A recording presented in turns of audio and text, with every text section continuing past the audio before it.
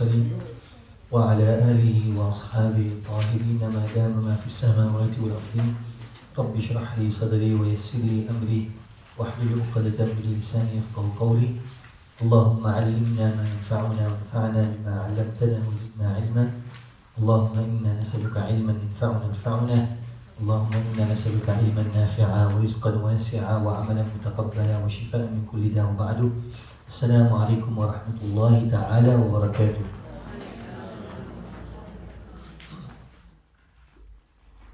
There were two verses in Surah Tawbah that stands out for me. One of the verses was the verse we did last week. قُلْ لَا يُصِيبَنَا إِلَّا مَا كَتَبَ اللَّهُ لَنَا. And I'll tell you why.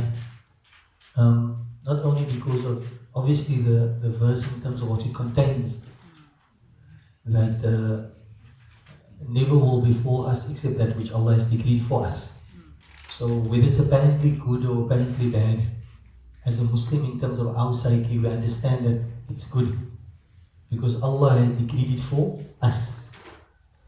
And part of the idea there would be that Allah refers to Himself as Huwa Mawlana.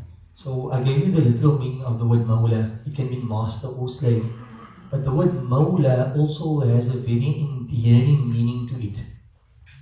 Mawla.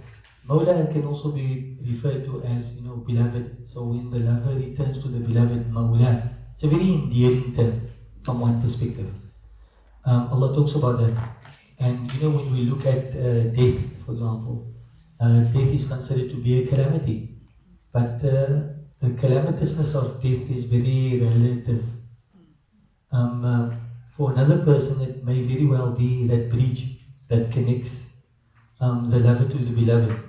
So then death is something that the person yearns for. Along these lines, when Allah SWT talks about you returning to your master, Allah says, ثُمَّ رُدُّوا إِلَى اللَّهِ مَوْلَهُمُ الْحَقِّ. Then they will be returned to their beloved, endearing master. So the word here, we're saying that will not afflict us except that which is in our best interest. Apparently it may be good, apparently it may be bad. But we know that it has been decreed for us. And that's the key word, by Allah. And who is Allah? Allah is our benevolent master. So if you have a benevolent master, He only does what is in the interest of His charge. So that is وَعَلَى اللَّهِ فَلْيَتَوَكَّلِ الْمُؤْمِنُونَ. That's the one verse. And the why this verse impacted was because of the general response from students in this particular regard. And it talks about the need out there. The need of psychological support. And that you're going to get in terms of Quran. We look elsewhere, and you may find a solution elsewhere. But the solution elsewhere is going to be half a solution. The complete solution is going to be in terms of Quran. So, in the face of an adversity, how do you psychologically engage with that adversity? First, to understand that it may be a setback, but it's one step backwards in order to take a number of steps forward. It's in my best interest. That's why Allah decreed it for me. كَتَبَ اللَّهُ لَنَا. That's why we said last week that this whole week, if you visit yourself, some people will say, قُلْ لَا يُصِيبَنَا إِلَّا مَا كَتَبَ اللَّهُ لَنَا هُوَ مَوْلَانَا وَعَلَى اللَّهِ فَلْيَتَوَكَّلِ الْمُؤْمِنُونَ. You can understand now why certain scholars would spend, or pious person would spend the entire night repeating one verse because of the value of that particular verse. لَا يُصِيبَنَا إِلَّا مَا كَتَبَ اللَّهُ لَنَا. Then the other verse that also spoke about psychological aid was when the Prophet ﷺ, a few verses down, he found himself in the cave of Hira or Ghar Thawr. Because himself and Abu Bakr, they left and they went to, where did they go to? They were exiting Makkah, but they went to Tur. And they were there for a few days. And they sought refuge in a cave. And in this cave, there was a spider's web and the dove that laid the eggs. That was the apparent support. Where did the psychological support come from? فَأَنزَلَ اللَّهُ سَكِينَتَهُ عَلَيْهِ وَأَيَّدَهُ. That tranquility came from Allah, and Allah assisted them. What And perhaps here, in relation to Abu Bakr, Abu Bakr was frightful, not for himself, but for the Prophet ﷺ. So he was very anxious. So what did the Prophet ﷺ? Part of the help, psychological help, was actually that the Prophet ﷺ said to him, La tahzan. Don't be sad, Inna Allah ma'ana, Allah is with us. Sometimes you just need a reminder for somebody to tell you, don't worry, everything's going to be okay. Hakuna matata. So that if you have somebody telling that to you genuinely, then that is from the help of Allah subhanahu wa ta'ala. I don't know if you can come through that as a psychological help. Dr. Sab, this is something we must talk about now. Because what happens is that, and then yesterday, my auntie had come to visit, and her daughter's studying final year medicine. And part of the practice they had to go to Falkenberg. And she, as a young student, was astounded at the amount of Muslims actually at Falkenberg. My thing is that as solutions to our psychological challenges, absolutely I'm saying that you access the conventional help, but not to the exclusion of that help which is found, that yid which Allah is talking about in the Quran. You with me? And that psychological way we appreciate different things that happen to us in our life. And if we have this particular basis and that reliance on Allah subhanahu wa ta'ala, that is going to help us together with whatever other help we're going to receive. Look at the help Abu Bakr received. The Prophet also had to tell him, so let's call the Prophet also a psychologist. So what did he say to Abu Bakr? La tahzan, inna Allah, don't worry, Allah is with us. You with me? But when the one is void of the other one, or the one contradicts the other one, and then we're going to have challenges. This is in light of, I heard now, I was oblivious to it, a Muslim female of late, a week or two ago, committed suicide. You know the case? Oh, you guys are worse than me, man. It made headline. There was a lady, and I think she was an accountant or a lawyer, right? Single female lawyer, successful. I think went to Table Mountain, was it? And she committed suicide. So for psychological state to drive you to a particular point, right? So we ask a number of questions as a Muslim. So what I'm saying is that we need to insulate ourselves, and you also need to insulate your children. And how do we insulate them? Yes, you can get psychological assistance, but in as far as your Quran class is concerned, that ta'eed, that support that you're going to get lies in Quran. You must be anchored, man. Anything can happen to you, good or bad, but you need to be anchored. And what do you anchor yourself in? You anchor yourself in terms of your relationship with Allah. And what is your relationship with Allah? What does Iman give? What is Iman? We say it all of the time, and I think this is important. وَالْقَدْرِ خَيْرِهِ وَشَرِّهِ مِنَ اللَّهِ تَعَالَى. Good and bad is by the decree of Allah. It comes from Allah. So, in other words, when things happen, where's the anchor? It goes back to, we must be anchored with Allah subhanahu wa ta'ala. And what about anchor? لَا يُصِيبَنَا إِلَّا مَا كَتَبَ اللَّهُ لَنَا. I've seen this happen, man, to experience the positivity of it, but it's almost like I almost want to tell somebody, look here, you either have it or you don't. You have a person, you have a car accident, what does he say? Inna lillahi wa inna ilaihi raji'un. That statement resolves all of his issues. He doesn't need to go speak to somebody to download, to get over it, to this, that, and the other. Inna lillahi wa inna ilaihi raji'un. Beginning and the end of story. And to have something like that, which I think our old people had in terms of that belief, it helps you so much. Whereas I mentioned to you before, I was in Buka and I came up the road. There's an old Buddha, he was walking from the masjid, he's walking there. So there's another European gentleman, somebody nicked his car and went away. But the nick on his car was like Qiyamah for him. And the old man is, we call Obali. He's coming past and so it looks like so simple, but it's profound. Look, that didn't change my day. I'm not going to be now. I didn't now change my relationship with my wife, with my kids, with my whatever else I was having. Whatever the case may be. So that thing of tawakkul, tafweer, where you don't be preoccupied with the outcomes too much. I did what I could do, the outcome is in the hands of Allah subhanahu wa ta'ala, finished, and I'm happy with that. They say one of the salient features of the Sahaba was al-ridha bil-qada. They were pleased with the decree of Allah subhanahu wa ta'ala. That's not the fatalist approach. We're talking about in terms of the outcome. Allah decreed like this. For example, they say, our ulama is something that from an Islamic perspective. Two examples. One is you become sick. From an Islamic perspective, when you get better, that's not necessarily the success of that illness. If in the illness you turn to Allah, you've been successful. Whether you become cured or not. A marriage, for us, we say if a marriage dissolves and husband and wife is no longer together, we say that's a failure, necessarily a failure.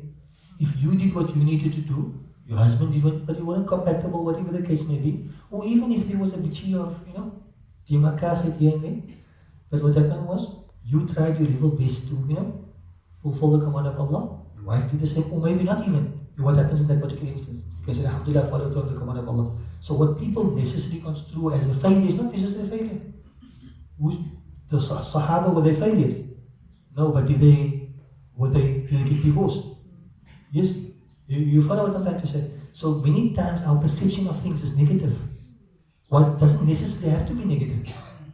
Like, we attach something, and Quran, I think, gives us a paradigm of true success and, what other success. Because otherwise, if we operate in the wrong paradigms, because if you lose your cards, failure. No.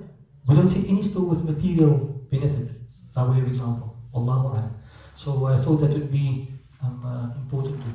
Then, it actually, from last week till this week, I have a book at home, it's called what's it called now? Hadith al-Nafs fil Quran, Psychology in Quran. And I went to the what? Ilaj al-Nafs, how do you reform the self? And that is why we come every Sunday to the Quran class.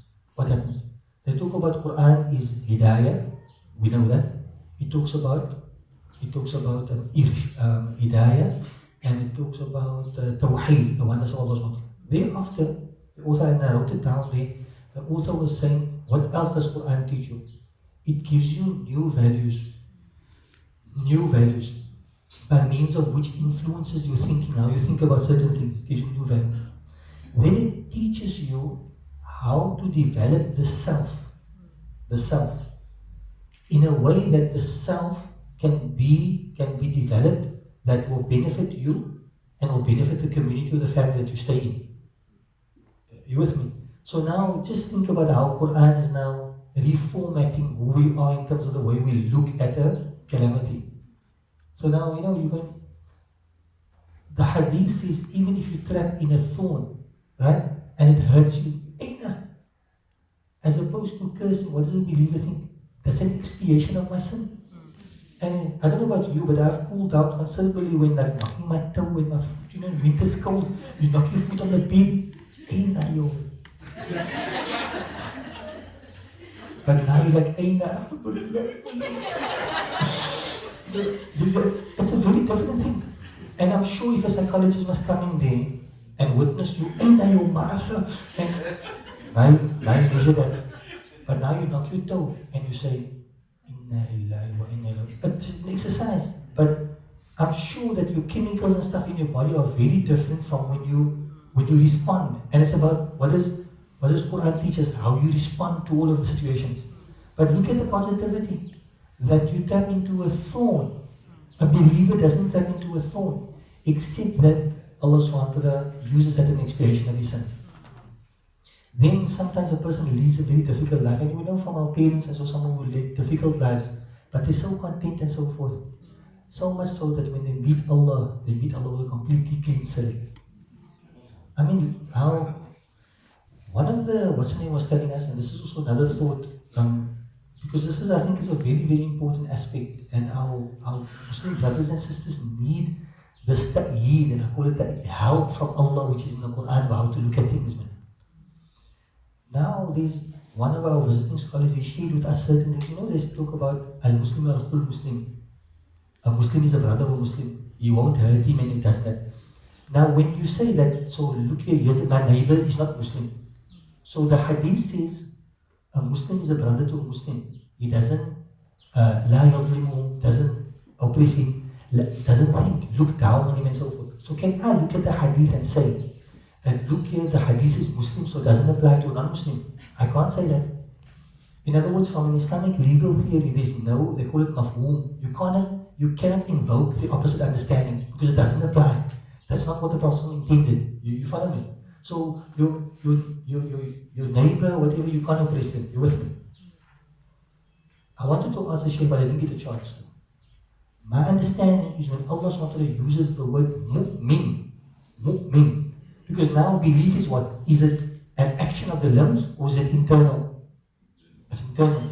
So when Quran and Hadith tells us there are certain things which are reserved for a believer, psychological benefits, it's not for an unbeliever. Obviously, because you don't believe. So in other words, your internal psychological state is not going to be like the one who believes. And then I come to a hadith that the Prophet said, Ajaban li'amri al-Muslim or li'amri al-Mu'min.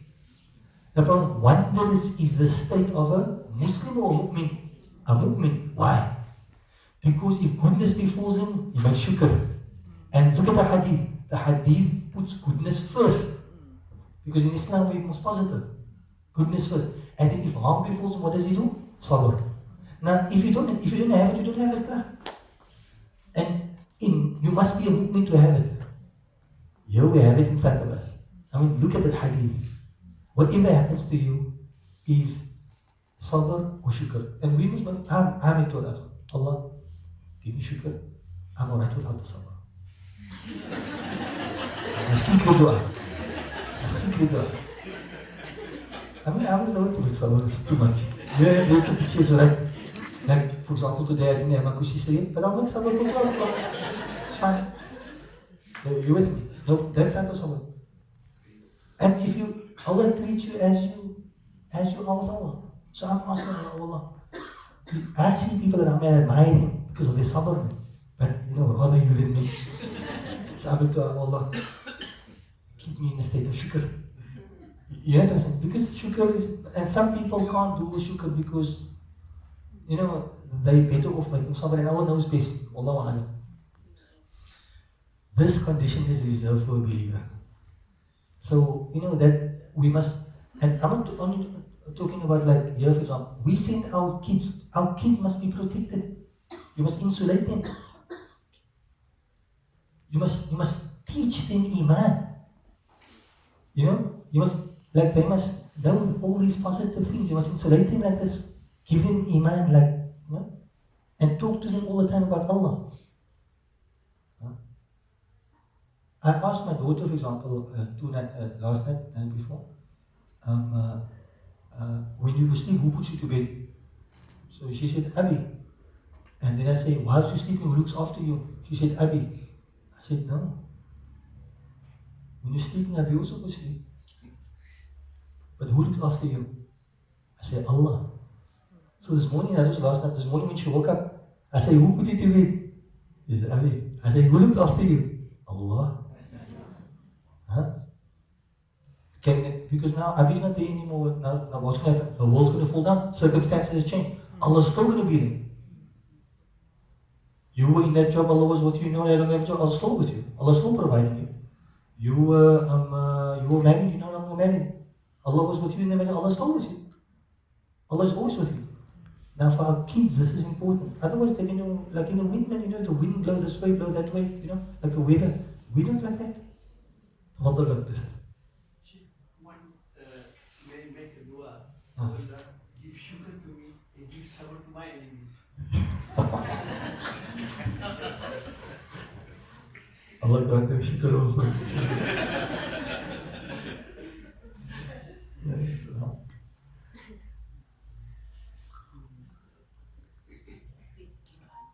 And then, so when we have these things, we know what bliss it is to be a believer.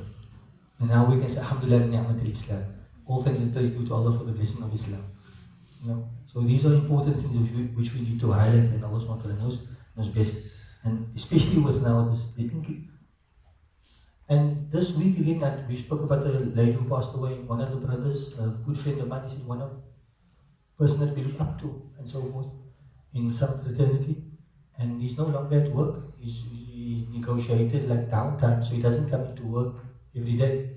And for the past few weeks, the internal psychological unit that they have in the company is going to visit him, and he's basically, these things happen. Why? Because we don't have Allah in our lives. We're Muslim, yes, but we don't have Allah firmly in our lives. So we must you can't determine what's going to happen tomorrow. But if you have Allah, you know how you need to deal with the situation going forward. So it's very important. Allah knows best.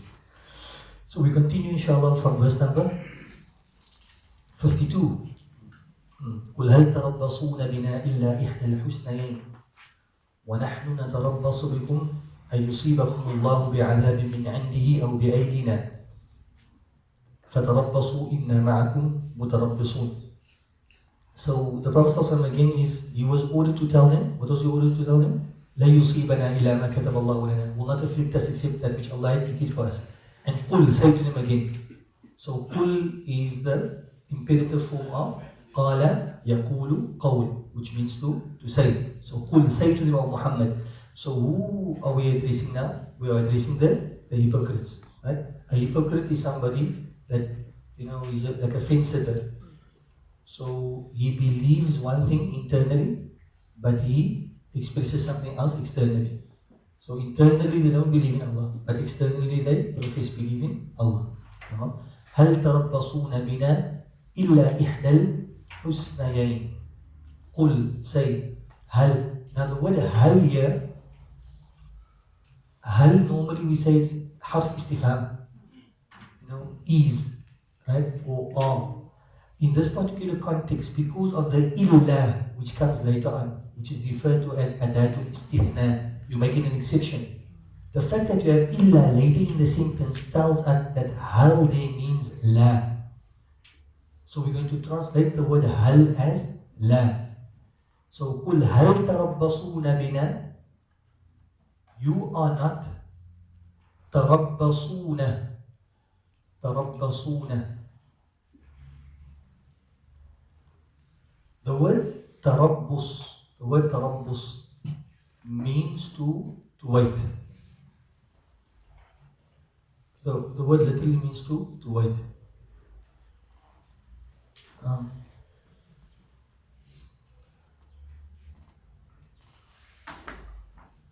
If you wanted to, you could say it's to wait for something that you want to occur. Tarabbus refers to waiting for something to occur that you want to occur. So now they're saying, the believers are addressing the hypocrites and saying, you are waiting for something to occur to us that you want to occur to us. But in reality, what are you waiting for? إحدى الحسنيين, one of two good things. You follow me?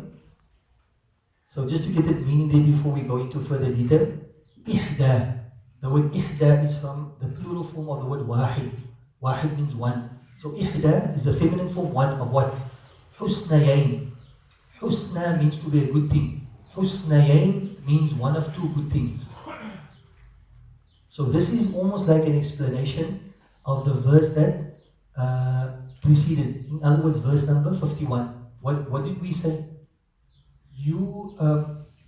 What's going to happen will not befall us except that which Allah has decreed for us. And what did Allah decree for us? One of two good things.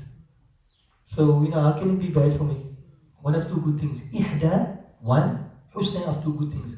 And in this particular context, when they're at war, what is the one of two good things? Either we are victorious and we gain the booty, or we pass away and we gain martyrdom there. Bye. Illa ihda al-husnayn. Everybody with me? Okay? So we did two things there. Hal means la. And then tarabbus means intizaru husul shay'in al-marghub wuqu'uhu. They're waiting for something to happen that they want to actually happen. Okay. There's an interesting, normally in terms of tarabbus, when you're waiting for something to happen, it doesn't relate to yourself. It relates to somebody else. It's not like you're waiting for something to happen to you. You're waiting for something to happen to somebody else. Do you follow me?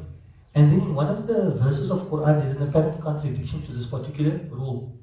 If you need me to re-explain this, I'm going to re-explain this. I want to mention another benefit. It's a tangent benefit, but I think it's very important. coming off from the word tarabbus. So I say, for example, atarabbasu an ta'tiyani biku sister. I am waiting. In other words, I expect something to happen. And what is that? For you to bring a sister.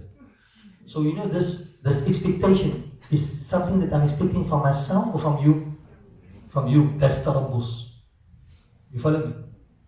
You understand? So when you're making tarabbus, you're not waiting for something for you to do. You're waiting for somebody else to do something. You with me? Now what happens is when Allah talks about a lady that goes into a waiting period, iddah. And the iddah here is referred to a divorcee, not a widower, a divorcee. So how does Allah relate? Allah says, وَالْمُطَلَّقَاتُ وَالْمُطَلَّقَات, you follow the verse, وَالْمُطَلَّقَات, those who have been divorced. يَتَرَبَّصْنَ, you see the connection? تَرَبُّص, يَتَرَبَّصْنَ. They will wait. Now what are they waiting for? Something to happen. Now, tarabbus, normally you're waiting for something to happen from yourself or from somebody else? From somebody else. But in this particular verse, what does Allah say? بِأَنفُسِهِنَّ, they're waiting on themselves. How long will they wait? ثَلَاثَ قُرُوب, for 3 haids. So that's a contradiction, isn't it? It goes against the rule. But why is Allah doing it over there? It's almost like Allah is telling them that, look here, man, you must watch and count out your haids, almost like you're counting it out from somebody else other than yourself. You know, like it's not that you separate yourself from your haid and I start counting your haids out. You follow me? You get the idea? Now what happens is I want to use this to introduce a very important phenomenon in terms of the way we look at things. Are you your nafs? It's the same thing, right? You and your nafs. Your nafs is in you somewhere there. Isn't it? But now, for the development of ourselves, in terms of conceptualizing, I want you to conceptualize your nafs, your ego, as a separate entity. And when we start looking at our nafs, right? وَفِي أَنفُسِكُمْ أَفَلَا تُبْصِرُونَ, and we start looking at our nafs almost as a separate entity, we're going to be able to reform, sublimate and refine ourselves better. For example, I tell you now you separated yourself, you, from your nafs. Then I tell you, okay, don't allow your nafs to do that with you. Don't give your ego that space to do that with you, because it's going to destroy you. Your nafs is going to destroy you. For example, you become angry. What is anger? The first part is madness, and the last part is regret. الغضب أوله جنون وآخره ندم. The first part is madness. Don't tell me and leave me alone. You just separate. No. The first part is madness, and the last part, you are shooting there. Now what happens is, I tell you, don't let your nafs, your anger, in other words, get the better of you. You understand the point I'm trying to get across? Start looking at your nafs as a separate existence within yourself. And then it's easier for you to deal with it. Because that separate entity now, it many times gets the better of you, and what happens is, it does you in. It's treacherous. That's why ulama have described our nafs as treacherous. Your nafs tells you jump, you say how high, then you jump and then you fall. Now you unmakar, and what happens is, now I always say yourself is self-destructive. So as a step to help us address our nafs, is number one, this is not the tafsir of the verse.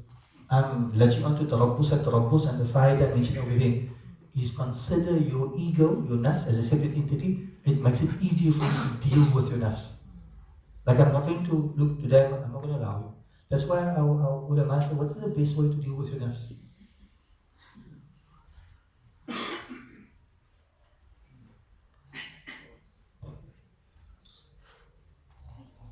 Very important. What's the best way for you to deal with your nafs?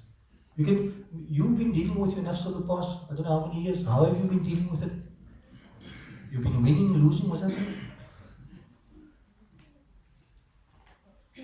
The best way. And there's a number of different turuk. in terms of manners and tasawwuf. It's not just a name, Naqshbandi, Shari, that's not its name. It's different approaches of dealing with the self in essence. I'm not talking about the people who practice, or maybe the sheikh who can't do, or whatever the case may be. I'm not talking about that. I'm talking about the essence of things, right? So, what is the best way to deal with the nafs? Tafadhal. To deprive it, repeating the bad, discipline, to fast. Okay, that's like a remedy, right? So how do you deal with it? Those are two interesting things. To nip it in the bud and deprive it. So those are two approaches. The Naqshbandis take that approach. You stifle yourself. The problem with stifling yourself is what? What happens? You off from chocolate for 2 years already. And then for the next 100 years, you only eat chocolate. Isn't it? On average, that approach, see, particularly Cape Townians, I mean, you know yourself, does it work? That's not being diplomatic with yourself. Because now you're starving and you're depriving him. And as you can, they get more and more quiet. The day you just, open the door, your nafs comes back at you, and you, not back to square one, you square one and a few kilometers further down. Also, people who have diets and all of that type of thing. Yeah. So that's an approach, and it has worked depending on yourself and how you are. So not on it. But we're saying, what is the best approach? Discipline, the gradual. The best approach with your nafs is diplomacy. Be diplomatic with your nafs. With your nafs, be diplomatic with your nafs. What does the diplomacy mean? You should know your nafs first. You should know your nafs, definitely. Definitely. So this is on the premise that you know your nafs. So you must know what your shortcomings are. And then maybe in that particular instance, there's only one way it's going to work. I have to deprive the nafs for the rest of my life. That's one way. The most successful way, Wallahu Alam, is diplomacy. What does it mean? You give your nafs what it wants. You give your nafs what it wants in the parameter of the obedience of Allah SWT. And since you give your nafs what it wants, you want to go sleep now, okay, sleep, bismillah. But you must wake up for Fajr. And you demand from your nafs what Allah wants from it. And that is the most sustainable way. Your nafs wants to go run, bismillah. Go biking, camping, bismillah. I'm not saying that bismillah. Give your nafs what it wants. And when it comes time for you to demand from you what Allah wants from your nafs, then you're able to. Diplomacy. Okay, you follow me? So the lesson of today, which came from Tarabbus, which is a construct within our minds of how Allah in that verse of وَالْمُطَلَّقَاتُ رَبَّصْنَا told the divorcee that, take out yourself and your hayd, almost like separated from you, but hayd happens to us part of her, and then you start counting it. I'm saying the lesson in there is we take our nafs and we separate it from ourselves. And now you start looking at your nafs. Now when you start looking at your nafs, what's the best way to deal with your nafs? Diplomacy. Give your nafs, this is like a long term. The nafs you're not getting today and you don't do anything. No. The battle with the nafs is not a 100-meter race. It's a marathon. Till the last. Lifetime. Because if you beat him on the one, what's going to come to you with something else? So how do you deal diplomatically with your nafs? It's almost like you give your nafs and occasionally you gain the upper hand, but you didn't gain the upper hand. So you give your nafs what it wants, in what is permissible, and then you demand from it what Allah wants from it. And in that way you're going to have a supporting nafs. And nafs is going to help you along. But if you're going to trample all of the time, your nafs is going to be, it's like a raging, like a bull in a cage. Just open up that cage. Your nafs is like your wife.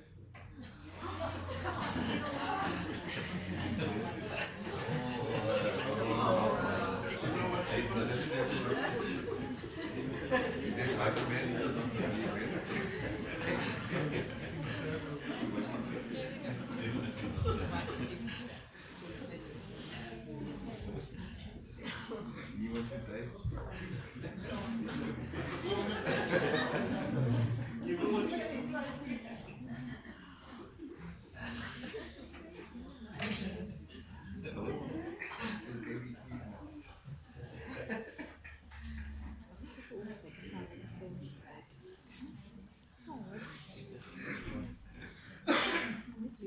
That is a can of worms that you shouldn't open.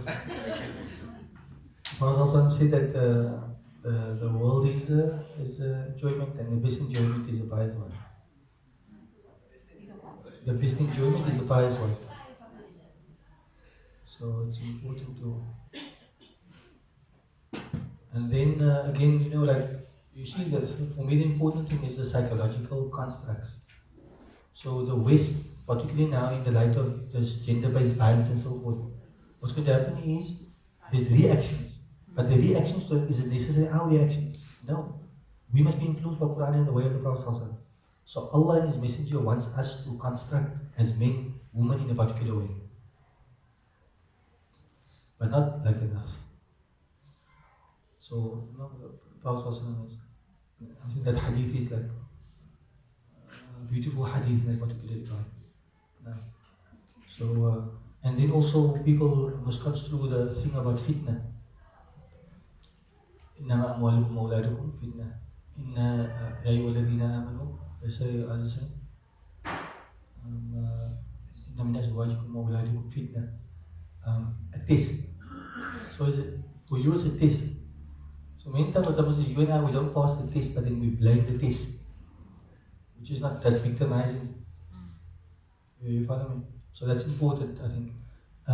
I was walking, I don't know if this makes sense to you, but I've got quite, and it's because of the condition that we and I find ourselves in. So I was walking down to the Haram. So one of the brothers was walking with me. He says, it's nice to be here in Makkah, but the fitna. So he's referring to the woman folk. So that's very wrong. It talks about spiritual bereavement. And it talks about a low spiritual state that you find yourself in. What you're telling me actually is that, look here, I'm enjoying the benefits, but the test that has been put to me in terms of women folk, I'm unable to lower my gaze. You see, because we're looking at the women folk, it means that, if lowering your gaze, if when you look at the Prophet, what did he say? If you look at something, you're not supposed to look at what is it? It's a poisoned arrow from the arrows of shaitan. So who's looking? You looking. So what's happening is you being poisoned. Like one thing leads to another thing, whatever the case may be. So you failing the test, and then you're blaming the test. You follow what I'm saying? I took great exception to that. Because where must the lady go? And what happens is, in the Haram of Makkah, what do you find? The most you find that ladies in the car, or the most the ladies will uncover their faces. And the Jumhur ulama says it's permissible for a lady to uncover her face. It's permissible for you to look at her face, yes, but if that's a cause of fitna for you, a test for you, you can't handle it, then you must sort it out. But you can't blame the test. You follow what I'm saying? So it's very important, and that's why you need qawamun, you need rijal, you need like a man. So it's a cop out when a man blames his wife. I'm not saying to. I'm saying that if example, if you can't say no, and you know you must say no because Allah says you must say no, you can't blame your wife for saying yes. That means you have a problem with it. You have no balls. The problem is you must be a man. But the problem is in today's time that men, maybe because of a good character, they want to be accommodating. And in their accommodation, they lose becoming men. And unfortunately, maybe we must learn how to become men in relation to Quran and Sunnah. Everything must be constructed along those lines. So the idea is not to take fault with anybody. This is, I think, a good discussion to have, particularly in the time that we're having. So again, we can look at things from a Quranic lens. That's the most important thing for me. So the balance, wallahu a'lam. So I think that is so a wife cannot be equated to the nafs as an entity. No. Because then the man can also be equated like that way if you look at it, because, but to look at it like how Allah subhanahu wa ta'ala wants us. So the important, but you have to be at times like, diplomatic with your wife, yes? And vice versa as well. Allahu a'lam. Allah grant us understanding. And the benefits of which Quran holds. There are so many. Allah give us the tawfiq to be able to read and understand.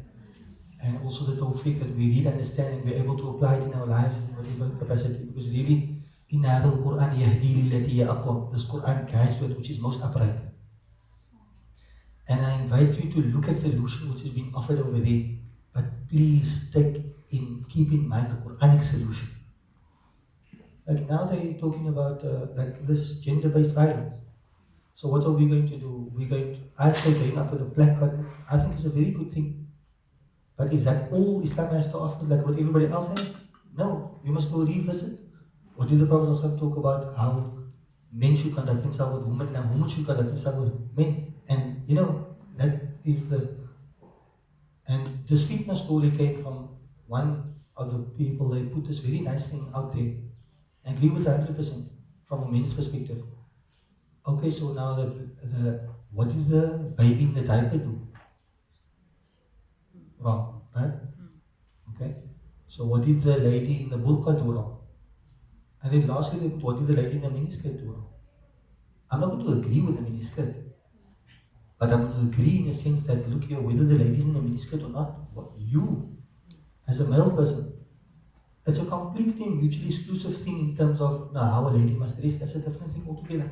And that I'm not going to say because you must dress like I'm saying, because Quran says you must dress modestly for the benefits that it has.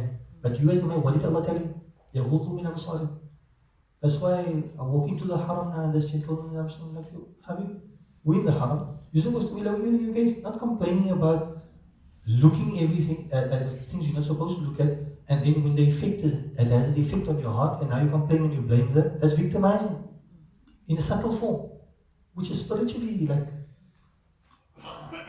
sorry for the lack of word. Today's class we're using a lot of, today's class is very informal. Just twas, man. You know what I'm saying? That's twas. That's like, just empty qibla. It's Jamaica. How do you think like that? You're victimizing somebody. You're making the person a victim. And then you're blaming the victim. It's not that. From that particular perspective. So our Quranic, and then now we turn what's the name around? Now we're talking about different things. What does Allah talk about with ladies? Allah says it's an aura. Aura is nakedness. What is nakedness? And I like the English translation here. Because we only consider a person to be naked when they don't have any clothing. No. But nakedness for us would be, if I were to sit here and just this part of my knee was exposed, I'm considered to be naked. Because part of my nakedness is exposed. You with me? So in relation to a lady, in terms of what Allah prescribes along that particular lines. You follow me? So at the end, which is very, I feel privileged to be in a Quran class whereby we can continuously gain from the guidance from Quran. And I feel very importantly that in Surah Tawbah for us over the past week or two, there's been a lot of psychological help, in terms of how do we deal with calamities and so forth, and how we should understand it. We also have the fortune of having doctors here. Doctors can probably have 101 things to say about it, but we must talk about it because there's a real need out there. And safeguard your children, please. Give them, give them the insulation that they need with which to face the challenges out there. And that is Quran, Iman, Tawakkul, all of those qualities. Allah grant us the tawfiq. Assalamu alaikum.